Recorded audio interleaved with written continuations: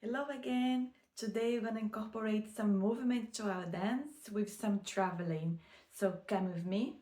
But first, don't forget to like our video and subscribe to the channel. So let's do the traveling that's called point step. To start, remember to keep your body aligned, your back is straight, tuck the chin, open the chest, pelvis in its place.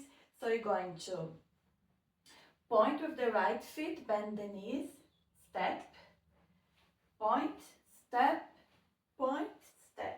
okay?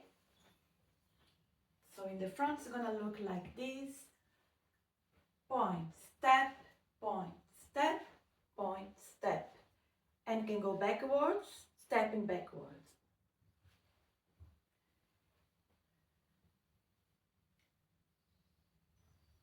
Now you're gonna travel to the side. So to do that, you're gonna start with our right leg, going to the right.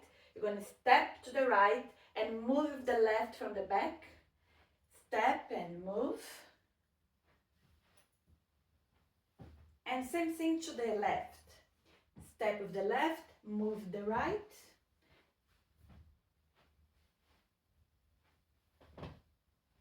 And you can also practice doing this in the tiptoe.